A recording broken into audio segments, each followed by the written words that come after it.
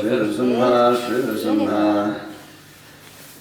ಸುವರ್ಣಮಂಟಪೇ ರತ್ನಚಿತ್ರಸಿಂಹಾಸನೋತ್ಸವೆ ನಮಾಮಿ ಹರಿಣಾಸಾಕಮಿಂದಿರಾನ್ ಕೃತಮಂದಿರಾನ್ ಪ್ರಥಮೋ ಹನುಮನ್ನಾಮ ದ್ವಿತೀಯೋ ಭೀಮೈವ ಚ ಪೂರ್ಣಪ್ರಜ್ಞಸ್ಮೃತಿಯಸ್ತು ಭಗವತ್ಕಾರ್ಯಸಾಧಕಃ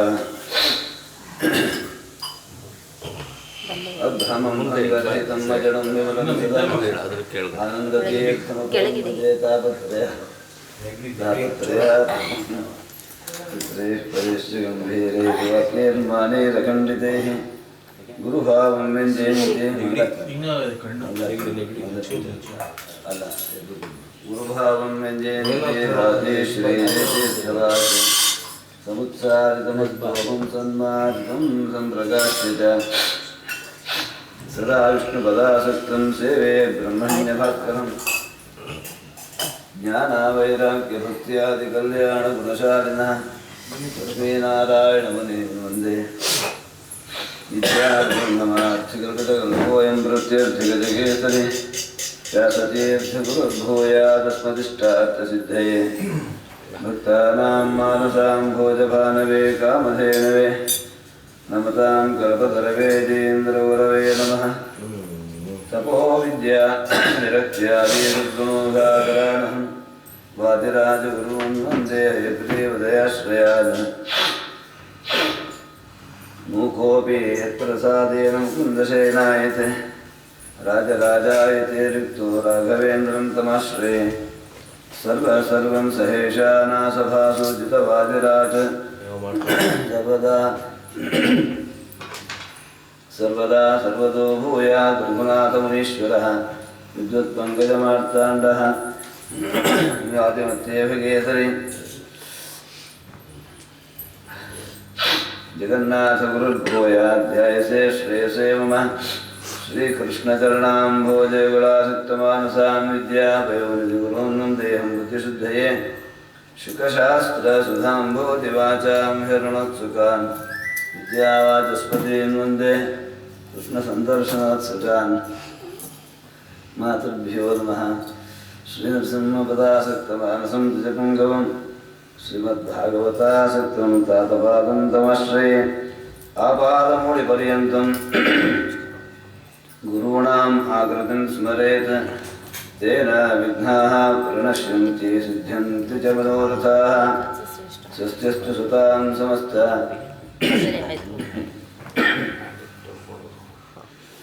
ಸಮಸ್ತ ಸನ್ಮಂಗಳಾನಿ ಭವಂತು ಶ್ಲೋಕೈಕಶ್ರವಣಪಠನಮಾತ್ರೇಣ ಉತ್ತುಶ್ಚ ಶ್ರೋತॄಣಾಂ ಧರ್ಮಾಧ್ಯಖಿಲ ಪುರುಷಾರ್ಥಪ್ರದೇ ನಿಖಿಲಕಲಿಕೃತ ಕರ್ಮಶಾಪನೋದನುಪಡುತರೆ ಶ್ರೀಮದ್ಭಾಗವತೆ ಅದ್ಯ ಕಥಾ ಪ್ರಾರಂಭೆ ಸತಿ ಕಿಂಚಿತ್ ಪೂರ್ವಕಥಾನುವಾದಃ ಓಂ ಜನ್ಮಾದ್ಯಸ್ಯೇತೋನ್ಮಯಾದಿತರತಶ್ಚ ಅರ್ಥೇಷು ಅಭಿಜ್ಞಸ್ವರಾಟ್ ಶ್ರೀಕೃಷ್ಣ ತೇನೆ ಬ್ರಹ್ಮಹೃದಯಾದಿಕವಯೇ ಮುಖ್ಯಂತ್ಯಂ ಸೂರಯಃ ತೇಜೋವಾರಮೃತಾಂ ಯಥಾ ವಿನಿಮಯೋ ಯತ್ರ ತರ್ಕೋ ಮೃಷಾಧಾಮ್ನಾ ಸ್ವೇನ ಸದಾ ನಿರಸ್ತಗುಹಕಂ ಸತ್ಯಂ ಪರಂ ಧೀಮಹಿ. ಪೂರ್ವಕಥಾದಲ್ಲಿ ಪರಮ ಪೂಜ್ಯರಾದ ಶ್ರೀ ಶುಕಾಚಾರ್ಯರು ಮಹಾಭಾಗವತೋತ್ತಮರಾದ ಶ್ರೀ ಪರೀಕ್ಷಿತರಾಜರಿಗೆ ಶ್ರೀ ಪ್ರವೃತ್ತರಾಜರ ಮಹಿಮೆಯನ್ನು ವರ್ಣನೆ ಮಾಡಿದವರಾಗಿ ಅವರ ವಂಶವನ್ನು ವರ್ಣನೆ ಮಾಡ್ತಾ ಇದ್ದಾರೆ. ನಿನ್ನೆ ಹೇಳಿದಂತೆ ಪುಣ್ಯ ಶ್ಲೋಕ ರಾಜರ ಮಹಿಮೆ ಯಾಕೆ ಹೇಳಬೇಕು, ರಾಜರ ಮಹಿಮೆ ಯಾಕೆ ಹೇಳಬೇಕು ಅಂತಂದಾಗ ಅವರ ವಂಶದಲ್ಲಿ ಏನೇನು ಮಹತ್ ಕಾರ್ಯ ನಡೆದಿದೆ ಅಂದರೆ ಸಾಕ್ಷಾತ್ ಪರಮಾತ್ಮನೇ ಅವತಾರ ಮಾಡ್ತಾ ಇದ್ದಾರೆ. ಎರಡು ರೂಪದಿಂದ, ಒಂದು ಋಷಭನಾಮಕ ಪರಮಾತ್ಮನಾಗಿ ಮತ್ತೊಂದು ಯಜ್ಞನಾಮಕನಾಗಿ. ಇಂತಹ ಪರಮ ಭಾಗವತೋತ್ತಮರ ವಂಶವನ್ನು ಯಾರು ಶ್ಲಾಘನೆ ಮಾಡ್ತಾರೆ, ಸ್ಮರಣೆ ಮಾಡ್ತಾರೆ, ಮೋಕ್ಷ ಸಿಗಬೇಕೇನಾಗುತ್ತೆ. ದೊಡ್ಡವರು ಸ್ಮರಣೆ ಮಾಡೋದರಿಂದಲೇ ಸಕಲ ಸತ್ಕರ್ಮಗಳಿಗೆ ಅವಕಾಶ ಸಿಕ್ಕಿ ಅದರಿಂದ ಜ್ಞಾನ ಅಭಿವೃದ್ಧಿಯಾಗಿ, ಜ್ಞಾನದಿಂದ ಭಗವಂತ ಪ್ರೀತನಾಗಿ, ಅದರಿಂದ ಪರೋಕ್ಷ ಜ್ಞಾನ, ಅದರಿಂದ ಅಗರ್ಭ, ಅದರಿಂದ ಮೋಕ್ಷ, ಹೀಗೆ ಪಾರಂಪರಿಕ ಸಾಧನವನ್ನು ಹರಿಸ್ಮರಣೆಗೆ ಹೇಳಿರೋ ಕಾಲಕ್ಕೆ ಪರಮಾತ್ಮನೇ ಅವತಾರ ಮಾಡ್ತಾನೆ. ಮೇಲೆ ಇಂತಹ ಭಾಗವತತ್ವ. ಆದ್ದರಿಂದ ಅವರ ಮಕ್ಕಳಾದ ರೇವತರಾಜರ ಮಕ್ಕಳಾದ ಅಗ್ನಿಧ್ರರಾಜರ ವಿಚಾರವನ್ನು ವರ್ಣನೆ ಮಾಡ್ತಾ ಇದ್ದಾರೆ.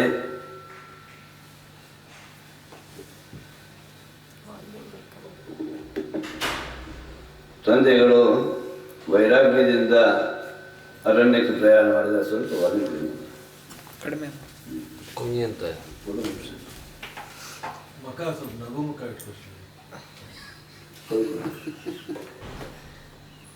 ಸುಮ್ಮನೆ ನೀವಷ್ಟೇ ನೆಗಡಿ ಆಗಲ್ಲ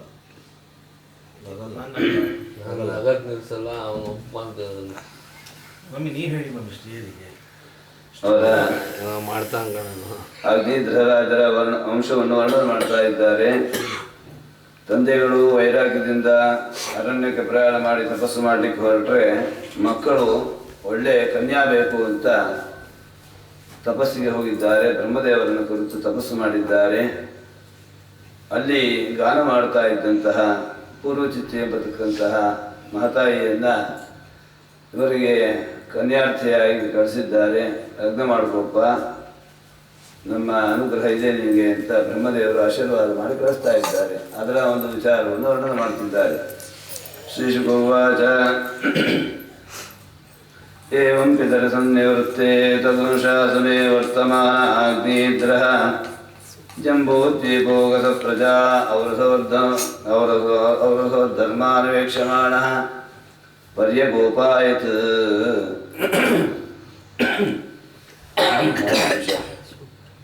ಕದಾಚಿತ್ ಪಿತರೋ ಕಕಾಮಃ ಸುರವರ್ಣಿತಾ ಕ್ರೀಡಾಚಲದ್ರೋಣ್ಯಾಂ ಭಗವಂತಂ ವಿಶ್ವಸೃಜಾಂ ಪತಿಂ ಆರತ ಪರಿಚರ್ಯೋಪಕರಣಾತ್ಮೈಕಾಗ್ರೇಣ ತಪಸಾ ಆರಾಧಯಾಂ ಬಭೂವ.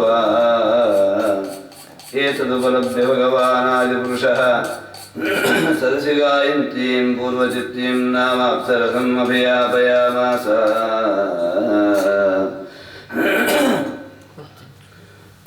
ಸಾತ್ ತದಾಶ್ರಮೋಪವನಂ ಅತಿರಮಣೀಯ ವಿವಿಧ ನಿಬಿಡ ವಿಟಪಿ ವಿಟಪ ನಿಕಟಪಟಲತಾ ಗುಡಲರೂಢಸ್ಥಳ ವಿಹಂಗಮ ಮಿಥುನೈಃ ಪ್ಲಾವ್ಯಮಾನಶ್ರುತಿಭಿಃ ಪ್ರತಿಬೋಧ್ಯಮಾನ ಸಲಿಲಕುಕ್ಕುಡಕಾರಂಡವಕರಹಂಸಾದಿಭಿಃ ವಿಚಿತ್ರಂ ಉಪಗೋಚಿತಾಮಲಜಲಾಶಯ ಕಮಲಾಕರಂ ಉಪಬಭ್ರಾಮ. ತಸ್ಯಾಃ ಸುಲಲಿತಪದವಿನ್ಯಾಸಗತಿವಿಲಾಸೇನಾನುಪದಂ ಖಣಖಣಾಯಮಾನ ರುಚಿರಚರಣಾಭರಣಸ್ಮನೋಪಾಕರ್ಣ್ಯ ನರದೇವ ಕುಮಾರಃ ಸಮಾಧಿಯೋಗೇನ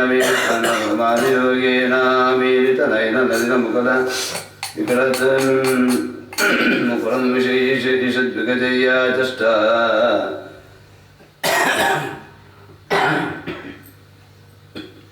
ಬಂದ ಕ್ರಮವನ್ನು ವರ್ಣನೆ ಮಾಡ್ತಿದ್ದಾರೆ. ಅವರು ತಪಸ್ಸು ಮಾಡ್ತಾ ಇದ್ದಂತಹ ಸ್ಥಳ ಇಂತಹದ್ದು ರಮಣೀಯವಾಗಿದೆ, ಅತ್ಯಂತ ರಮಣೀಯ, ದೇವಯೋಗ್ಯವಾದ, ದೇವತೆಗಳು ಸೇವೆ ಮಾಡಲಿಕ್ಕೆ ಯೋಗ್ಯವಾದ ಒಂದು ವಾತಾವರಣದಲ್ಲಿ ತಪಸ್ಸು ಮಾಡ್ತಾ ಇದ್ದಾರೆ. ಆ ಮಹತಾಯಿ ಬಂದ ರೀತಿಯಲ್ಲಿ ನಿಧಾನವಾಗಿ ಹೆಜ್ಜೆ ಹಾಕುವ ಕಾಲಕ್ಕೆ ಕಾಲಿನ ಆಭರಣಗಳು ಮಿಕ್ಕ ಆಭರಣಗಳ ಶಬ್ದಗಳಿಂದ ಆ ಮಹಾನುಭಾವರಿಗೆ ಎಚ್ಚರಿಕೆ ಆಯಿತಂತೆ. ಬ್ರಹ್ಮದೇವರ ಆಜ್ಞಾನುಸಾರ ಕಳಿಸಿದ್ದಾರೆ. ನಿಧಾನವಾಗಿ ಆಮೀಲಿತ ನಯನ, ನಿಧಾನವಾಗಿ ಕಣ್ಣು ತೆಗೆದು ನೋಡ್ತಾರೆ. ಲೋಕ ವಿಚಿತ್ರವಾದ ರೂಪವಂತರು ಪೂರ್ವಚಿತ್ತಿ ಬಂದಿದ್ದಾಳೆ. ಯಾರಿದು? ಅಗ್ನಿಧ್ರ ರಾಜರು, ನಾಭಿರಾಜರು ತ್ರಿವೃತರಾಜರ ಜ್ಯೇಷ್ಠ ಮಕ್ಕಳು, ದೊಡ್ಡ ಮಕ್ಕಳು. ಅವರ ಚರಿತ್ರೆಯನ್ನು ವರ್ಣನೆ ಮಾಡ್ತಿದ್ದಾರೆ. ಆಗ ನಿಧಾನವಾಗಿ ಕಣ್ಣು ಬಿಟ್ಟು ನೋಡಿದಾಗ ಆಕೆಯನ್ನು ಅತ್ಯಂತ ಉಪಾಯವಾಗಿ ಅನೇಕ ಸರಸ ಯುಕ್ತಿಗಳಿಂದ ವಶ ಮಾಡಿಕೊಂಡು ಆಕೆಯನ್ನು ಲಗ್ನ ಮಾಡಿಕೊಂಡಿದ್ದಾರೆ ಎನ್ನುವುದು ತಾತ್ಪರ್ಯ. ಅದಕ್ಕೆ ಎಷ್ಟು ವಿಶೇಷವಾಗಿ ವರ್ಣನೆ ಮಾಡ್ತಿದ್ದಾರೆ. ಅದೆಲ್ಲ ವರ್ಣನೆ ಮಾಡಲಿಕ್ಕೆ ಸಾಧ್ಯ ಇಲ್ಲ. ಸುಮ್ಮನೆ ಬಂದಿದ್ರು ಲಗ್ನ ಮಾಡ್ಕೋತಿದ್ದಾರೆ ಅಂತ ಹೇಳಿ ಹೋಗಬೇಕು. ಸಾಧ್ಯ ಅದೆಲ್ಲ ಹೇಳಿದ್ರೆ ಕೆಲಸ ಹೋದಾಯ್ತು, ಎದ್ದೋಲ್ಲ, ಕೆಲಸ ಹೋಗೋದಿಲ್ಲ ಪಾಪ, ಎಲ್ಲ ಹೇಳಿ ಸಮಯ ಸಾಕಾಗಲ್ಲ. ಆ ಸಮಯದಲ್ಲಿ ಆಕೆಯನ್ನ ಅತ್ಯಂತ ಉಪಾಯದಿಂದ ವರ್ಣನೆ ಮಾಡಿ ಲಗ್ನ ಮಾಡ್ಕೊತಾ ಇದ್ದಾರೆ. ತಸ್ಯ ಭಗವಾತ್ಮಜಾಂತರಾಜವರ್ಯ ಅಗ್ನಿಧ್ರಃ ನಾಭಿ ಕಿಂ ಪುರುಷ ಹರಿವರ್ಷ ಇಲಾವೃತರಮ್ಯಗೆ ಹರಣ್ಯ ಗುರುಭದ್ರಾಶ್ವಗೇತು ಮಾನಸಂಜ್ಞಾನ್ನವಾಜನೇತ್ಸಾಸೂತ್ವಾತು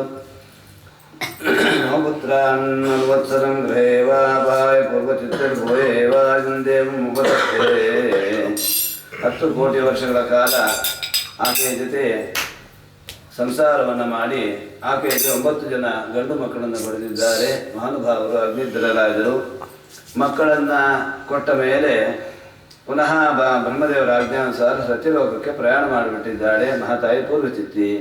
ಅವಳಲ್ಲೇ ಮನಸ್ಸಿಟ್ಟಂತಹ ಅವರು ಕೂಡ ಪಿತೃಲೋಕಕಾರಃ ಅವರು ಅಲ್ಲಿಗೆ ದಯ ಮಾಡಿಸಿಬಿಟ್ಟಿದ್ದಾರೆ. ಹೀಗೆ ತಂದೆ ತಾಯಿಗಳು ಸತ್ಯಲೋಕಕ್ಕೆ ಪ್ರಯಾಣ ಮಾಡಿದ ಮೇಲೆ ಮೇರು ಪರ್ವತರಾಜರ ಮಕ್ಕಳ ನಾರಾಯಣ ಏನಿವತ್ತೆ ಸಂಕ್ರಮಿಸ್ತಿದೆ 9 ಜನ ಹೆಣ್ಣು ಮಕ್ಕಳನ್ನು ಲಗ್ನ ಮಾಡಿಕೊಂಡು ಪರಮಾತ್ಮ ತಂದೆಗಳ ಆಜ್ಞೆಯನ್ನು ಪರಿಪಾಲನೆ ಮಾಡಿಕೊಂಡು ಸುಖವಾಗಿದ್ದಾರೆ. ಸಂಪರೇತೆ ಪಿತರೇವ ಭ್ರಾತರಃ ಮೇರುದೇವೀಂ ವ್ರತ ವಿಪರತಿ ರೂಪಾಂ ಮುಗ್ರತಂ ಶ್ರೀಂ ಲತಾಂ ರಾಮಾಂ ಶ್ಯಾಮಾಂ ನಾರೀಂ ಭದ್ರಾಂ ದೇವೀಂ ಚ ಸಂಜ್ಞಾನಮೋದವಹನ್. ಈ ರೀತಿಯಾಗಿ 9 ಜನ ಹೆಣ್ಣು ಮಕ್ಕಳನ್ನು ಲಗ್ನ ಮಾಡಿಕೊಂಡು ಆಯಾಯ ಹೆಸರಿನ ಒಂದು ಪ್ರದೇಶವನ್ನು ಆಡಳಿತ ಮಾಡ್ತಾ ಇದ್ದಾರೆ. ತಂದೆಗಳು ನಾಭಿ ಕಿಂ ಪುರುಷ ಹರಿವರ್ಷ ಎಂಬುದಾಗಿ 9 ಖಂಡಗಳನ್ನು ವಿಭಾಗ ಮಾಡಿಕೊಟ್ಟಿದ್ದಾರೆ. ಇವರಿಗೆ ಬಂದಂತಹ ಆಸ್ತಿಯಲ್ಲಿ ತಂದೆಗಳೇನು ಪ್ರಿಯವೃತರಾಜರು ಕೊಟ್ಟಿದ್ರು ಆ ಆಸ್ತಿಯಲ್ಲಿ ಇವ್ರ ಮಕ್ಕಳಿಗೆ 9 ಭಾಗವನ್ನು ಮಾಡಿಕೊಟ್ಟಿದ್ದಾರೆ. ಆಯಾಯ ಹೆಸರುಗಳಿಂದ ಪ್ರಸಿದ್ಧವಾಗಿರ್ತಕ್ಕಂಥದ್ದು. ಇವತ್ತು ಹರಿವರ್ಷ, ರಮ್ಯಕ, ರಮ್ಯ, ಕುರು, ಭದ್ರ, ಭದ್ರಾಶ್ವಕೇತುಮಾಲ ಇತ್ಯಾದಿ 9 ಖಂಡಗಳು ಭೂಗೋಳದಲ್ಲಿ ಮುಂದೆ ಬರ್ತದೆ. ಆ ರೀತಿಯಾಗಿ ಸುಖವಾಗಿದ್ದಾಗ ಈ ಅಗ್ನಿಧ್ರ ರಾಜರಿಗೆ ದೊಡ್ಡ ಮಗ ನಾಭಿರಾಜರು ಆ ಭಾಗವತತ್ವರ ಮಹಿಮೆಯನ್ನು ಹೇಳ್ತಿದ್ದಾರೆ. ಇಲ್ಲೆಲ್ಲ ದೊಡ್ಡ ಮಕ್ಕಳ ವಿಚಾರವನ್ನೇ ವರ್ಣನೆ ಮಾಡಿಕೊಂಡು ಮಿಕ್ಕ ವಿಚಾರವನ್ನು ಗೌಣ ಮಾಡ್ತಾ ಇದ್ದಾರೆ. ಕೆಲವು ಕಡೆ ಬೇರೆ ಮಕ್ಕಳಿಗೆ ಪ್ರಾಧಾನ್ಯತೆಯನ್ನು ಕೊಡ್ತಾ ಇದ್ದಾರೆ. ಆ ರೀತಿಯಾಗಿ ಶಾಸ್ತ್ರದಲ್ಲಿ ಬಂದಿದೆ. ಶ್ರೀ ಶುಕಾಚಾರ್ಯರು ಅರ್ಪಣೆ ಮಾಡ್ತಾರೆ. ನೋಡಪ್ಪ ಪರೀಕ್ಷಿತ್ ರಾಜ ಇಂತಹ ಭಾಗವತೋತ್ತಮರ ಮೊಮ್ಮಗನಾಗಿ ಬಂದ ನಾಭಿರಾಜನಿಗೆ ಸಕಲ ಸೌಭಾಗ್ಯಗಳು ಇದ್ದರೂ ಕೂಡ ಸಂತಾನ ಇರಲಿಲ್ಲ. ಅದಕ್ಕಾಗಿ ಒಂದು ಯಜ್ಞವನ್ನು ಮಾಡ್ತಾ ಇದ್ದಾರೆ. ಆ ಯಜ್ಞ ಮಂಟಪದಲ್ಲಿ ವಿಷ್ಣು ಏಹಿ ಅಂದರೆ ಪರಮಾತ್ಮ ಒಂದೇ ಬಿಡೋದ. ದೇವತೆಗಳನ್ನು ಕರೆದ್ರೆ ಬರ್ತಾರೋ ಇಲ್ಲೋ ಅಂತ ಸಂಶಯದಿಂದ ಕರಿತೀವಿ. ಆದರೆ ಪರಮಾತ್ಮನ ಯಜ್ಞ ಮಹಾನುಭಾವರು ಋಷಿಗಳೆಲ್ಲ ಕರೆದಿದ್ದಾರೆ. ಭಕ್ತಿಯಿಂದ ಹವಿಸ್ತನ್ನು ಕೊಟ್ಟು ಅಂದರೆ ಅಷ್ಟು ಪರಿಪೂರ್ಣವಾಗಿತ್ತು ಅವರ ಯಜ್ಞ. ನಾಭಿರಾಜರು ಮಾಡಿದ ಯಜ್ಞ ಎಷ್ಟು ಶುದ್ಧವಾಗಿತ್ತು ಅಂತಂದರೆ ದೇಶ, ಕಾಲ, ಮಂತ್ರ, ಋತ್ವಿಗ್ ಎಲ್ಲವೂ ಕೂಡ ಪರಿಪೂರ್ಣವಾಗಿದೆ. ಅಂತಹ ಶ್ರೇಷ್ಠವಾದ ಯಜ್ಞ ಮಾಡಿದಾಗ ಹವಿಸ್ ಹಾಕುತ್ತಾ ಪರಮಾತ್ಮನನ್ನು ಕರಿಬೇಕು. ಶ್ರೀಕೃಷ್ಣ ವಿಷ್ಣು ಏಹಿ ಎಂದರು ಅದೇ ಹೊರಟಿದ್ದಾನೆ ಪರಮಾತ್ಮ.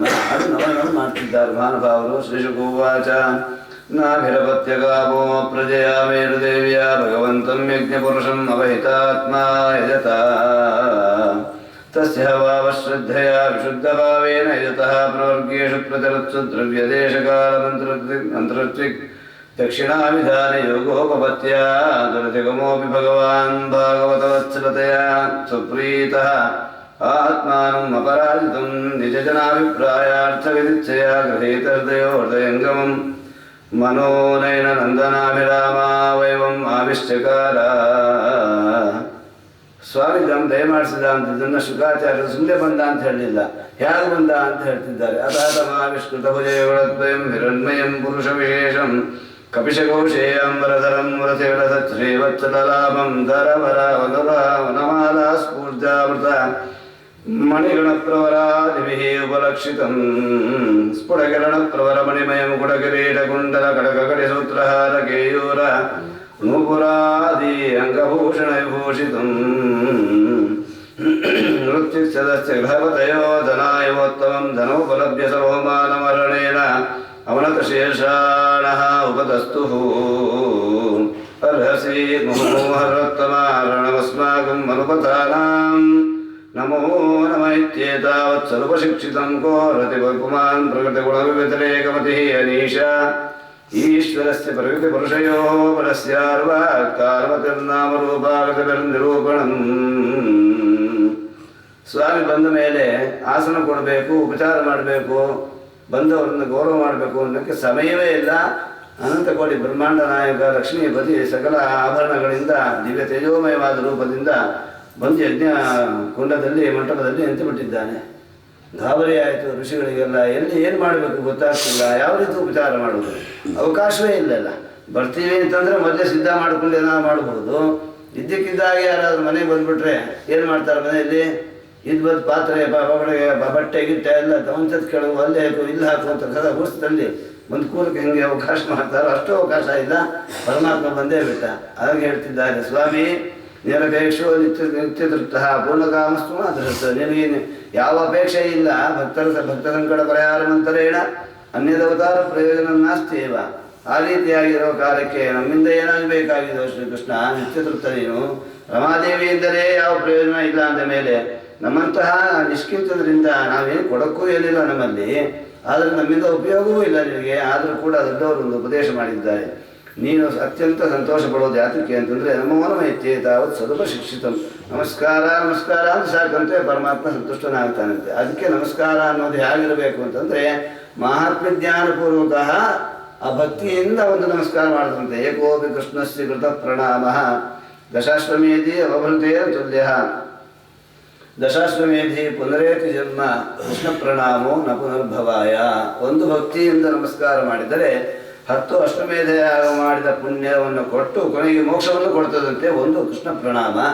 ಆದರೆ 10 ಅಶ್ವಮೇಧ ಯಾಗ ಮಾಡಿದವನಿಗೆ ಮತ್ತೆ ಜನ್ಮ ಉಂಟು. ಪರಮಾತ್ಮನಿಗೆ ನಮಸ್ಕಾರ ಮಾಡಿದರೆ ಭಕ್ತಿಯಿಂದ ಇಹಸುಖವೂ ಉಂಟು. ಐಹಿಕ ಪಾರಿತ್ರಿಕ ವಿವಿಧ ಭೋಗಗಳ ಇಹಪರಂಗಳಲ್ಲಿತ್ತು ಸಲಹುವುದು.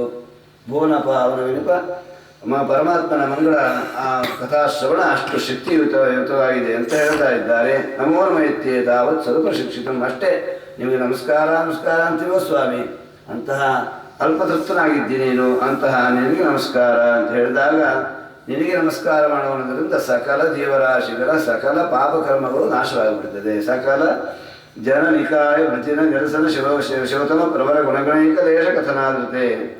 ನೀನು ಅಲ್ಪತೃಪ್ತ ಅನ್ನೋದನ್ನು ಹೇಳ್ತಿದ್ದಾರೆ. ಪರಿಜನಾನುರಾಗವರಿತಸ್ತವಲವ ಸಂಶಬ್ದ ಸಲಿರಗೆ ಸಲಯ ತುಳಸಿ ದೂರ್ವಾಂಕುರೈರಪಿ ಸಂವೃತಯ ಸಪರ್ಯಯ ಕಿಲ ಪರಮ ಪರಿತುಷ್ಯಸಿ. ಅಲ್ಪವಾದ ಒಂದು ಗರಿಕೆ ಕೊಟ್ಟರು ಸಾಕಂತೆ. ಒಂದು ಗರಿಕೆಯಿಂದ ತುಷ್ಟನಾಗಿದ್ದೀನಿ ನೀನು. ಭಕ್ತಿಯಿಂದ ಕೊಡಬೇಕು. ಯಾಕೆ ಅಂದರೆ ಇಲ್ಲದೇ ಇದ್ದಾಗ ಏನು ಕೊಟ್ಟರು ತಗೋತಾನೆ, ಇದ್ದಾಗ ಹಾಗೆ ಕೊಡ್ತೀವಿ ಅಂತಂದರೆ ಅದಕ್ಕೆ ತಕ್ಕಂಥ ಫಲ ಕೊಡ್ತಾನೆ. ಇದಕ್ಕೊಂದು ಉದಾಹರಣೆ, ಒಬ್ಬ ಬಡವ ಬ್ರಾಹ್ಮಣ ತುಂಬ ಬಡವ ಬರ್ತಾನ. ಅಪ್ಪನ ಶ್ರಾದ್ದ ಮಾಡುವ ಶ್ರಾದ್ದ ಕಾಲ ಬಂತು. ಏನೂ ಗತಿ ಇಲ್ಲ ಮನೆಯಲ್ಲಿ, ಏನೇನೂ ಇಲ್ಲ. ಸಾಸಿವೆಯಿಂದ ಪಿಂಡವನ್ನು ಮಾಡಿ ಅರ್ಪಣೆ ಮಾಡಿದ. ಸಂತೋಷಪಟ್ಟುಬಿಟ್ರು ಪಿತೃದೇವತೆಗಳು. ಅಷ್ಟೈಶ್ವರ್ಯವನ್ನು ಕೊಟ್ಬಿಟ್ರು. ಸಾಸಿವೆ ಮಹಾ ಘೋರ ಘಾಟು, ಮಾಡಬಾರ್ದು ಅದನ್ನು. ಅದರಲ್ಲಿ ಪಿಂಡ ಮಾಡಿಕೊಟ್ರು.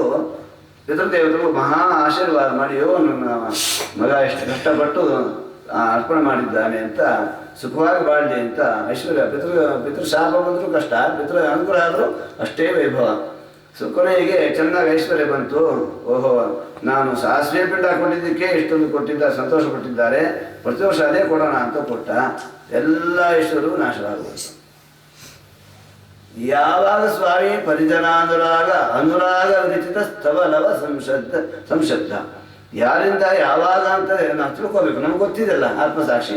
ನಮಗೆ 1 ರೂಪಾಯಿ ಕೊಡೋ ಶಕ್ತಿ ಇದ್ದಾಗ ಒಂದು ಕಿರುಬು ಕಾಸು ಹುಡುಕಿ ಕೊಡೋಕ್ಕೆ ಹೋದ್ರೆ ಏನಾಗುತ್ತೆ? ಅದನ್ನು ಪರಮಾತ್ಮ ಪರೀಕ್ಷೆ ಮಾಡ್ತಾನೆ. ಇನ್ನೇನಿಲ್ಲ, ಯಾವ ಸಾಕ್ಷಿ ಬೇಡ, ಯಾರು ಜನ ಬೇಡ, ಆತ್ಮಸಾಕ್ಷಿ ಸ್ವಯಮೇವ ಬಹಿರಂತರಾತ್ಮನ್ ಕಿಮಸ್ತಿ ವಿಜ್ಞಾಪ್ಯಮ ಶೇಷ ಸಾಕ್ಷಿನಃ. ಒಳಗೂ ಹೊರಗೂ ಸಾಕ್ಷಿಯಾಗಿ ಸರ್ವಕಾಲಕ್ಕೆ ಸಾಕ್ಷಿಯಾಗಿರೋ ಕಾಲಕ್ಕೆ ಯಾವ ಕಾಲಕ್ಕೂ ಪರಮಾತ್ಮ ನಮ್ಮನ್ನು ಬಿಟ್ಟಿಲ್ಲೇ ಇಲ್ಲ. ವಾಯುದೇವರು ಮತ್ತೆ ಪರಮಾತ್ಮ ಜೀವನನ್ನು ಬಿಟ್ಟಿರೋ ಇರ್ತಕ್ಕಂಥ ಕಾಲವೇ ಇಲ್ಲ. ಅದಕ್ಕೆ ವಾಯುದೇವರಿಗೆ ವೈಶಿಷ್ಟ್ಯ ಹೇಳ್ತಾ ಇದ್ದಾರೆ. ಅಂತಹ ವಿಶಿಷ್ಟನಾದ ಪರಮಾತ್ಮನನ್ನು ಸಂತೋಷಪಡಿಸಬೇಕಾದ್ರೆ ಏನು ಕೊಟ್ಟರು ತಗೋತಾನೆ. ದುರ್ವಾಂಕುರೇರಪಿ, ಒಂದು ಲೋಟ ನೀರು ಕೊಟ್ಟರು ತಗೋತಾನೆ. ಪತ್ರಂ ಪುಷ್ಪಂ ಬಲಂ ತೋಯಂ ಯೋಮೇ ಭಕ್ತಿಯ ಪ್ರಯಚ್ಛತಿ. ಪತ್ರ ಕೊಟ್ಟಲು ಮಹಾತಾಯಿ ದ್ರೌಪದಿ ದೇವಿ ಏನೂ ಗತಿ ಇರಲಿಲ್ಲ. ಸ್ವಾಮಿ ಸೃಷ್ಟಿ ಮಾಡ್ದ, ಅದನ್ನೇ ಸ್ವೀಕಾರ ಮಾಡ್ದ. ಭಗವಂತನಿಂದ ಸೃಷ್ಟವಾದದ್ದನ್ನು ಅವನಿಗೆ ಕೊಡೋದರಲ್ಲಿ ಯಾವ ರೀತಿ ಅರ್ಪಣೆ ಮಾಡ್ತೀರೋ ಅದೇ ಅರ್ಪಣೆ, ಭಕ್ತಿ. ನಾವು ಸೃಷ್ಟಿ ಮಾಡಿಲ್ಲ. ದ್ರೌಪದಿ ದೇವಿಗೆ ಆ ಸ್ವಾತಂತ್ರ್ಯ ಕೊಟ್ಟಿಲ್ಲ ಪರಮಾತ್ಮ ಅಂದ ಮೇಲೆ ಭಾರತೀ ದೇವಿಗೆ ಆ ಭಾಗ್ಯ ಕೊಡಲಿಲ್ಲ. ಯಾಕೆ? ಅವು ಶಕ್ತಿ ಇಲ್ವಾ? ಸೂರ್ಯದೇವರು ಕೊಟ್ಟ ಅಕ್ಷಯ ಪಾತ್ರೆಗಿಂತ ಸೂರ್ಯದೇವರ ಶಕ್ತಿಗಿಂತ ದ್ರೌಪದಿ ದೇವಿ ಶಕ್ತಿ ಕಡಿಮೆನಾ? ಜಗಜ್ಜನನಿಯಾದ ಭಾರತೀ ದೇವಿಗೆ ಅಕ್ಷಯ ಪಾತ್ರೆಗೆ ಶಕ್ತಿ ತುಂಬ ಶಕ್ತಿ ಇಲ್ವಾ? ಮತ್ತೆ ಅಡುಗೆ ಬಡಿಸೋ ಶಕ್ತಿ ಇಲ್ವಾ? ಭಗವತ್ ಸಂಕಲ್ಪ.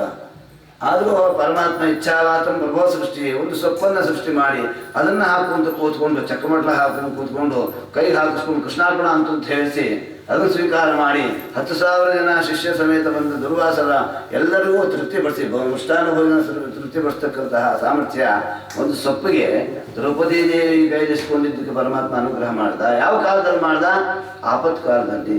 ಎಲ್ಲ ಧರ್ಮ ಸಾಕ್ಷಾತ್ ಯಾವ ಪರಮಾತ್ಮನಿಂದೇ ನಿರ್ಮಿತವಾದ ಧರ್ಮ ಅನುಷ್ಠಾನ ಮಾಡಿ ಆ ಕಾರ್ಯಕ್ರಮ ಮುಗಿದ ಮೇಲೆ ದ್ರೌಪದಿ ದೇವಿಗೆ ಆ ಸಂಕಟ ಬಂದಾಗ, ದೂರ್ವಾಸರು ಬಂದಾಗ ಭೋಜನಕ್ಕೆ ದುರ್ಯೋಧನ ಮಾತು ಕೇಳಿಕೊಂಡು ಆ ಸಮಯದಲ್ಲಿ ಈ ಭಾಗ್ಯ ಕೊಟ್ಟರು. ಪತ್ರಂ ಪುಷ್ಪಂ ಶ್ರೀಮದ ಗಜೇಂದ್ರರು ಎಲ್ಲವನ್ನ ತ್ಯಾಗ ಮಾಡಿ ನಾನೇ ಇವನೇ ಗತಿ ನಮಾಮಿ ಮೇ ಜ್ಞಾತೇರಾತರಂ ಗಜಾಹ ಅಂತ ಆ ಒಂದು ಪುಷ್ಪವನ್ನು ಪರಮಾತ್ಮನಿಗೆ ಕೊಟ್ಟಾಗ ಶ್ರೀಹರಿ ಬಂದ. ಅಲ್ಲೇ ಇದ್ದವರು ವ್ಯಕ್ತನಾದ ಅಂತ ಹೇಳಬೇಕು. ಬಂದ ಅಂದರೆ ಆ ಭಕ್ತರನ್ನು ಉದ್ಧಾರ ಮಾಡ್ತಕ್ಕಂತಹ ಆತುರವನ್ನು ತೋರಿಸ್ಲಿಕ್ಕಾಗಿ ಬಂದ ಅಂತ ಹೇಳಬೇಕೆ ಹೊರತು ಭಗವಂತ ಎಲ್ಲ ಕಡೆ ಇದ್ದೇ ಇದ್ದಾನೆ. ಗಜೇಂದ್ರರಲ್ಲಿ ಇಲ್ವಾ, ಮೊಸಳೆಯಲ್ಲಿ ಇಲ್ವಾ, ನೀರಿನಲ್ಲಿಲ್ವಾ, ಅಣುರೇಣ ತೃಣಕಾಷ್ಟ ಪರಿಪೂರ್ಣ ಗೋವಿಂದ ಅಂದ ಮೇಲೆ ಓಡಿ ಬಂದ ಅಂತಂದರೆ ಅಲ್ಲಿಲ್ಲ ಬಂದ ಅಂತ ಅರ್ಥ ಮಾಡಬಾರ್ದು. ಸರ್ವವ್ಯಾಪಿಯಾದ ಪರಮಾತ್ಮನನ್ನ ಆ ಭಕ್ತರ ಉದ್ಧಾರಕ್ಕೆ ಎಷ್ಟು ಅವನಿಗೆ ವೈಕುಂಠಂಬ ಪ್ರತ್ಯಕ್ಷೇನ ಭಕ್ತಾನ್ಸಿತುಂಸೆ, ವೈಕುಂಠವನ್ನು ಬೇಕಾದ್ರೂ ಬಿಡ್ತೇನೆ, ನಾನು ಭಕ್ತರನ್ನು ಬಿಡೋದಿಲ್ಲ ಅಂತ ಅನ್ವಸಾವಹ ಸ್ವಯಂ ಶೀಘ್ರಂ ಕ್ಷುದ್ರನಕ್ರಾನ್ ಮೋಕ್ಷಯ ಅಂತ ಬಂದಿದ್ದಾನೆ. ಆ ರೀತಿಯಾಗಿ ಒಂದು ಪುಷ್ಪವನ್ನು ಕೊಟ್ಟ ಗಜೇಂದ್ರನಿಗೆ ಬಂದ, ಹಣ್ಣು ಕೊಟ್ಟ ಮಹತಾಯಿ ಶಬರಿಗೆ ಅನುಗ್ರಹ ಮಾಡ್ದ, ಒಂದು ಲೋಟ ನೀರು ಇಟ್ಕೊಂಡಿದ್ರು ಪಾಪ, ಎಲ್ಲ ದಾನ ಮಾಡಿಬಿಟ್ರು. ಪರಮಾತ್ಮ ನಾನಾ ರೂಪದಿಂದ ಬಂದು ಏನು ಭೋಜನ ಎಲ್ಲ ಕಿತ್ಕೊಂಡ, ಏನೇನು ಬೇಕೋ ಎಲ್ಲ ಕಿತ್ಕೊಂಡ್ಬಿಟ್ಟ. ಇನ್ನೊಂದೇ ಒಂದು ಲೋಟ ನೀರಿತ್ತು ಪಾಪ, ಇನ್ನೇನೆಲ್ಲ ರಂತಿದೇವರ ಹತ್ರ, ಅದೊಂದು ಕುಡಿಯೋಣ ಬದುಕೋಣ ಅಂತ ಇಟ್ಕೊಂಡಿದ್ರು. ಅದಕ್ಕೂ ಬಂದು ನನ್ಗೆ ಬಾಯಾರಿಕೆ ಆಗ್ತಿದೆ ಕೊಡು ಅಂತ ಕೇಳಿದ, ಕೊಟ್ಬಿಟ್ರು ಕೃಷ್ಣಾರ್ಪಣ ಅಂತ. ಶೂದ್ರ ವೇಷದಿಂದ ಬಂದು ಪರೀಕ್ಷೆ ಮಾಡ್ತಿದ್ದ ಪರಮಾತ್ಮ ನೋಡ್ದ, ಪ್ರತ್ಯಕ್ಷನಾಗಿ ಅನುಗ್ರಹ ಮಾಡ್ದ. ಇನ್ನಂಥ ಭಕ್ತರಿಗೆ ಇನ್ನೇನು ಪರೀಕ್ಷೆ ಮಾಡಲಿ, ಎಲ್ಲವನ್ನೂ ಕೊಟ್ಟುಬಿಟ್ಟ ಅಂತ ಮತ್ತೆ ಅವರನ್ನು ಅನುಗ್ರಹ ಮಾಡ್ದ. ಹೀಗೆ ಪತ್ರಂ ಪುಷ್ಪಂ ಫಲಂ ಸೋಯಂ ಈ ರೀತಿಯಾಗಿ ಪರಮಾತ್ಮ ಸ್ವೀಕಾರ ಮಾಡ್ತಾನೆ. ಯಾವಾಗ ಅಂದರೆ ಗತಿ ಇಲ್ಲದೆ ಇದ್ದಾಗ, ಶಕ್ತಿ ಇಲ್ಲದೆ ಇದ್ದಾಗ ನಮಗೇನು ಅಂತ ನಮಗೆ ನಾವೇ ಸಾಕ್ಷಿಯೇ ಹೊರತು ಬೇರೆ ಯಾರೂ ಸಾಕ್ಷಿ ಇಲ್ಲ. ಅದರಿಂದ ಸ್ವಾಮಿ ಸ್ವೀಕಾರ ಮಾಡ್ತೀವೋ ಕೃಷ್ಣ ಪರಮ ಪರಿತುಷ್ಯಸಿ ಎಂಬುದಾಗಿ ಹೇಳಿದಾಗ ನಾವೆಲ್ಲ ಜ್ಞಾನವಿಲ್ಲದೆ ಮಕ್ಕಳಂತೆ ನಿನ್ನ ಹತ್ರ ಆಟ ಆಡ್ತಿದ್ದೆವು. ಆದರೂ ಕೂಡ ಕರುಣಾ ಮಾಡಿ ನಮ್ಮ ಅಪರಾಧಗಳನ್ನು ಕ್ಷಮಿಸ್ತಾ ಇದ್ದಿ. ಅಸಂಗ ನಿಷಿತ ಜ್ಞಾನಾನಲ ವಿಧೌತಾಶೇಷಮಲಾನಾಂ ಭಗವತ್ ಸ್ವಭಾವಾನಾಂ ಆತ್ಮಾರಾಮಾಣಾಂ ಮುನೀನಾಂ ಅನವರತ ಪರಿಗಣಿತ ಗುಣಗಣ ಪರಮ ಮಂಗಳಾಯ ಕಥನೋಸಿ. ನೀನು ಜ್ಞಾನಿಗಳಿಗೆ ಸುಲಭನಾಗಿದ್ದಿ ಕೃಷ್ಣ. ಆದರೂ ಒಂದು ಪ್ರಾರ್ಥನೆ ಮಾಡ್ತೀವಿ, ನಿನ್ನನ್ನೇನು ಕೇಳೋದಿಲ್ಲ. ಸರ್ವಾವಸ್ಥೆಗಳಲ್ಲಿ ಸರ್ವಕಾಲ ದೇಶಗಳಲ್ಲಿ ನಿನ್ನ ಸ್ಮರಣೆ ಕೊಟ್ಬಿಡು, ಯಾವುದೇ ಅವಸ್ಥೆ ಇರಲಿ. ಅಥ ಕಥಂಚಿತ್ ಸ್ಖಲನ ಕ್ಷುತ್ಪತನ ಜೃಂಭಣ ದುರವಸಕ್ತಸ್ಥಾನಾದಿಷು ವಿವಶಾನಾನ್ನಃ ಶ್ರೀಮಚ್ಚರಣಾರವಿಂದ ಸ್ಮರಣಾಯ ಜ್ವರಮರಣ ದಶಾಯಾಮಪಿ ಸಕಲ ಕಶ್ಮಲ ನಿರಸನಾನಿ ತವ ಗುಣಕೃತನಾಮಧೇಯಾನಿ ವಚನ ಗೋಚರಾಣಿ ಭವಂತು. ಇದೊಂದು ವರ. ಮತ್ತೊಂದು ವರ ಕೇಳ್ತಿದ್ದೀವಿ. ಎದ್ದಾಗ ಬಿದ್ದಾಗ ಎಡವುದಾಗ ಆಗಲಿಸಿದಾಗ ಯಾವುದೇ ಪರಿಸ್ಥಿತಿಯಲ್ಲಿ ನಿನ್ನ ನಾಮಸ್ಮರಣೆ ಕೊಟ್ಟುಬಿಡು ಕೃಷ್ಣ, ಅದೇ ನಮಗೆ ಭಾಗ್ಯ ಅಂತ ಅಂದಾಗ ಮತ್ತೊಂದು ಪ್ರಾರ್ಥನೆ ಇದೆಯೋ ಕೃಷ್ಣ, ಈ ರಾಜನಿಗೆ ನಿನ್ನಂಥ ಮಗನಾಗಬೇಕು ಅಂತ ಅಪೇಕ್ಷೆ ಇದೆ, ಆಗಲಿ ಅಂತ ಹೇಳಿ ನಾವು ಸಂಕಲ್ಪ ಮಾಡಿ ಯಜ್ಞ ಪ್ರಾರಂಭ ಮಾಡಿಬಿಟ್ಟಿದ್ದೀವಿ. ನಮ್ಮ ಅಪರಾಧವನ್ನು ಮನ್ನಿಸಿ ಅನುಗ್ರಹ ಮಾಡುವಂತಂದಾಗ ಕಿಂಚ ಇಂದ್ರಾಜರ್ಷಿ ಅಪತ್ಯಕಾಮಃ ಪ್ರಜಾಂಭವಾರ್ಷಿ ಮಾಶಾಸನಃ ಈಶ್ವರಮಾಶಿಷಾಂ ಸ್ವರ್ಗಾಪವರ್ಗಯೋರಪಿ ಭಗವಂತಂ ಉಪಧಾವತಿ ಪ್ರಜಾಯಾಂ ಅರ್ಥಪ್ರತ್ಯಯಃ ಧನಧಮಿಮಧನಃ ಫಲೀಕರಣಂ ಕೋವಾಹ್ಯತೆ. ಈ ರೀತಿಯಾಗಿ ಕೇಳಿದಾಗ ಪರಮಾತ್ಮ ಅಂದ, ಇಂತಹ ಆಶ್ಚರ್ಯಕರವಾದ ವಿಚಾರ ಹೇಳ್ತಿದ್ದೀರಿ, ಜ್ಞಾನಿಗಳು ನೀವು. ನಿಮ್ಮ ಜ್ಞಾನಕ್ಕೆ ಸಾಧನೆಗೆ ಮೆಚ್ಚಿ ನಾನೇ ಬಂದಿದ್ದೀನಿ. ಬಂದ ಮೇಲೆ ನೀವು ಹೇಳ್ತಾ ಇದ್ದೀರಿ ನನ್ನಂಥ ಮಗನಾಗಬೇಕು ಅಂತ. ನನ್ನಂಥವನೇ ಇಲ್ಲ ಅನ್ನೋದು ಗೊತ್ತಿದೆ. ಸಮವೇ ಇಲ್ಲ ಅಂದ ಮೇಲೆ ಉತ್ತಮ ಎಲ್ಲಿ ಬರಬೇಕು? ಅಪಾಸ್ತಂ ರಸೋಯೋಷ್ಟಮಃ, 7ನೇ ರಸವೇ ಇಲ್ಲ. ಷಡ್ರಸ ಅಂತ ಲೋಕದಲ್ಲಿ ಖ್ಯಾತವಾಗಿದೆ. 7ನೇ ರಸವೇ ಇಲ್ಲ ಅಂದರೆ 8ನೇದಲ್ಲಿ ಹುಡುಕೋದು. ಆ ರೀತಿಯಾಗಿದ್ದಾಗ ಶ್ರೀ ಭಗವಾನ್ ವಾಚ ಅಹೋವತಾಂ ಋಷಯಃ ಭವದ್ಭಿಃ ಅವಿದಿತಗಿರ್ಭಿಃ ಪರಂ ಸುಲಭಂ ಅಭಿಯಾಚಿತಃ ಇದಮಶ್ಚಾತ್ಮಜೋ ಮಯಾ ಸದೃಶೋ ಭೂಯಾದಿತಿ ಮಮಾಹಮೇವಾಭಿರೂಪಃ ಕೈವಲ್ಯಾದತಾಪಿ ಬ್ರಹ್ಮವಾದೋ ನಮೃಷಾ ಭವಿತುಮರ್ಹತಿ ಮಮೈವ ಹಿಮಕಂ ದ್ವಿಜದೇವಕುಲಂ. ನಿಮ್ಮ ಮಾತನ್ನು ಸತ್ಯ ಮಾಡಬೇಕು. ಕಾರಣ ಏನಂದರೆ ನನ್ನ ಮಾತು ಸತ್ಯ ಆಗಬೇಕಾದ್ರೆ, ನನ್ನ ಮುಖದಿಂದ ಉತ್ಪನ್ನರಾದ ನಿಮ್ಮ ಮಾತು ಸುಳ್ಳಾದರೆ ನನ್ನ ಮಾತು ಸುಳ್ಳಾದಂತೆ. ಬ್ರಾಹ್ಮಣೋ ಮುಖ ಮಾಸೀತ್. ಆದರೂ ನಿಮ್ಮಂತಹ ಜ್ಞಾನಿಗಳು ಈ ಮಾತು ಹೇಳಬಹುದಾ ಅಂತ ಕೇಳಿದ ಪರಮಾತ್ಮ. ಆಶ್ಚರ್ಯಕರವಾಗಿದೆಯಲ್ಲ, ನಿಮ್ಗೆ ಯಾಕಿಂತಹ ಅಜ್ಞಾನ ಬಂತು ಅಂದರೆ, ಇಲ್ಲ ಸ್ವಾಮಿ, ನಿನಗೆ ಸಮಾನರು ಇದ್ದಾರೆ ಅಂತ ನಾವು ಪ್ರಾರ್ಥನೆ ಮಾಡಿದ್ದಲ್ಲ. ನಿನ್ನಂತಹ ಮಗನಾಗಬೇಕು ಅಂದರೆ ನೀನೇ ಬರಬೇಕು ಅಂತ ನಮ್ಮ ಅಭಿಪ್ರಾಯ. ಅದು ರಾಜನ ಅಪೇಕ್ಷೆ ಆಗಿದೆ. ಅನುಗ್ರಹ ಮಾಡುವಂದಾಗ ನಾನೇ ಅವತಾರ ಮಾಡ್ತೀನಿ ಎಂಬುದಾಗಿ ಪರಮಾತ್ಮ ಶುಕ್ಲಯ ಅವತಾರ ಮಾಡಿಬಿಟ್ಟ ಪರಮಾತ್ಮ. ಅದನ್ನು ನೋಡಿದ ಜ್ಞಾನ ಲಕ್ಷಣವನ್ನೆಲ್ಲ ನೋಡಿದರು ನಾಭಿರಾಜರು. ಋಷಭ ಅಂತ ನಾಮಕರಣ ಮಾಡಿದ್ದಾರೆ. ಐಶ್ಚೇಂದ್ರ ಸ್ಪರ್ಧಮಾನೋ ಭಗವಾನ್ ವರ್ಷೇನೋ ವರ್ಷ. ಅವನ ಲಕ್ಷಣಗಳನ್ನು ನೋಡಿ ಋಷಭ ಅಂತಂದರೆ ಕೆಲವು ವೃಷಭ ಅಂತಾರೆ. ವೃಷಭ ಅಂದರೆ ಎತ್ತು. ವೃಷಭ ಅಂತ ಹೇಳಬಾರ್ದು. ಋಷಜ್ಞಾನಿ ಆ ರೂ ಅಂತ ತೆಗೆದುಬಿಟ್ಟಿದ್ದಾರೆ. ಈ ಗೌರ್ಮೆಂಟ್ ಅಕ್ಷರದಲ್ಲಿ ರೂ ತೆಗೆದುಬಿಟ್ಟಿದ್ದಾರೆ. ಯಾಕೆ ಜ್ಞಾನ ಇಲ್ಲ ಅಂತ ಅವ್ರಿಗೆ. ಋಷಜ್ಞಾನಿ ಅಂತ. ಜ್ಞಾನ ಕಾಂತಿ, ಜ್ಞಾನ ಪ್ರಕಾಶ ಉಳ್ಳ ಪರಮಾತ್ಮ.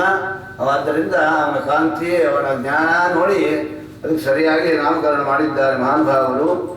ಆ ಸಮಯದಲ್ಲಿ ಒಂದು ವಿಶಿಷ್ಟವಾದ ವ್ಯಾಪಾರ ಆಗಿದೆ. ಇಲ್ಲಿ ಋಷಭದೇವರು ಅವತಾರ ಮಾಡಿದ್ದಾರೆ. ಸ್ವಾಮಿಭೂಮಗಳ ಮಗನಾಗಿ ಮಹಾನುಭಾವರು ರುಚಿ ಮತ್ತು ಆಕೂತಿ ಎಂಬತಕ್ಕಂತಹ ದಂಪತಿಗಳಲ್ಲಿ ಯಜ್ಞನಾಮಕನಾಗಿ ಅವತಾರ ಮಾಡಿದ್ದಾನೆ. ಆ ಯಜ್ಞನಾಮಕ ಮಗಳಲ್ಲಿ ಅವತಾರ ಮಾಡಿದ ಯಜ್ಞನಾಮಕ ಪರಮಾತ್ಮನನ್ನ ನನ್ನ ಮಗನಾಗಬೇಕು ಅಂತ ಸ್ವಾಮಿಭೂಮನವರು ಸ್ವೀಕಾರ ಮಾಡಿಬಿಟ್ಟಿದ್ದಾರೆ.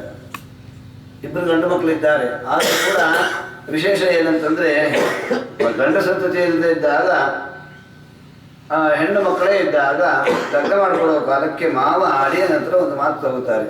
ಇದು ಈ ದಿನಲ್ಲಿ ಹೊರತಕ್ಕಂತಹ ಗಂಡು ಮಗು ನನಗೆ ಮಗನಾಗಬೇಕು ಅಂತ ಲಗ್ನ ಕಾಲದಲ್ಲಿ ಕನ್ಯಾದಾನ ಮಾಡೋ ಕಾಲಕ್ಕೆ ಒಪ್ಪಂದ ಮಾಡ್ಕೊಳ್ತಾರೆ. ಅಭ್ರಾಕೃತಾಂ ಪ್ರದಾಸ್ಯಾಮಿ ತುಭ್ಯಂ ಸಮ್ಯಕ್ ಅಲಂಕೃತಾಂ ಅಸ್ಯಾಮ್ಯೋ ಜಾಯತೆ ಪುತ್ರೋ ಸಮೇ ಪುತ್ರೋ ಭಗವದ್ವಿತಿ ಅಂತ ಸಂಕಲ್ಪ ಮಾಡ್ಕೊಳ್ಳೋದು ಸಂಪ್ರದಾಯ. ಆದರೆ 2 ಮಕ್ಕಳಿದ್ದಾರೆ.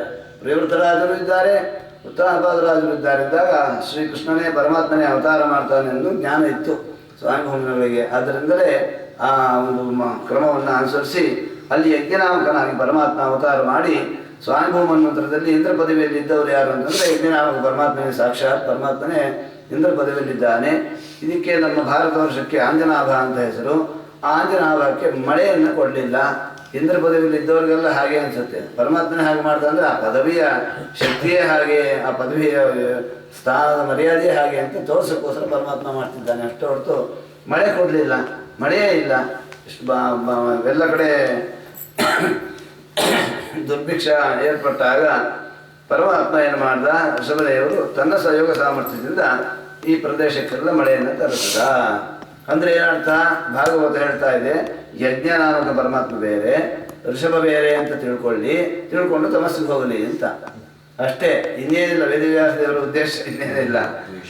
ಸರ್ವರೂಪೇಶು ಅಭೇದವಾನ್ ಅನ್ನೋ ಜ್ಞಾನ ಬರಬೇಕಾದ್ರೆ ಅದಕ್ಕೆ ಹರಿಹಂಸಂ ಕೃಷ್ಣಂ ನರಹರಿವನಂತಂ ಮಧುರಕಂ ಋಷಿಕೇಶಂ ಯಜ್ಞಂ ಕಪಿಲಂ ಋಷಭಂ ವಾದಿವದನಂ ವಿಷ್ಣುಂ ವ್ಯಾಸಂ ನಾರಾಯಣಂ ಮರಗಮಾತ್ಮನಾಮೃತಂ ದತ್ತಂ ಧನ್ವಂತರಿಯಂ ಪುರುಷಮಿತರಾಸೂನುಮದಿತಂ. ಈ ರೀತಿಯಾಗಿ ಅನಂತ ಅವತಾರಗಳು ಭಗವಂತನಿಂದ ಮೂಲ ರೂಪದಿಂದ ಬಂದಿರತಕ್ಕಂತಹದ್ದು. ಯಾವುದಕ್ಕೂ ಯಾವುದೇ ಎಳ್ಳಷ್ಟು ವ್ಯತ್ಯಾಸ ಇಲ್ಲ, ಭೇದ ಇಲ್ಲ ಅಂತ ಚಿಂತನೆ ಮಾಡಬೇಕು ಅನ್ನೋದನ್ನ ಭಾಗವತದ ಆಚಾರ್ಯ ತೋರಿಸ್ಕೊಟ್ಟಿದ್ದಾರೆ. ಇಲ್ಲಿ ಭಾಗವತ ಹೇಳ್ತಾ ಇದೆ, ಶ್ರೀಂದ್ರ ಸ್ಪರ್ಧಮಾನೋ ಭಗವಾನ್ ವರ್ಷೇ ನವವರ್ಷ ತದವಧಾರಿ ಭಗವಾನ್ ಋಷಭದೇವೋ ಯೋಗೇಶ್ವರ ಪ್ರಸ್ಯ ಆತ್ಮಯೋಗಮಾಯ ಸ್ವರ್ಷಂ ಆಂಜನಾಭಂ ನಾಮಾಭ್ಯವರ್ಷೀತ್. ಈ ರೀತಿಯಾಗಿ ವ್ಯತ್ಯಾಸ ತೋರಿಸಿದ್ದ. ಮುಂದೆ ಶ್ರೀನಿವಾಸ ವರಾಹದೇವರು ವ್ಯತ್ಯಾಸ ಮಾಡ್ತಾರೆ. ಅಳೋದು ಅಯ್ಯೋ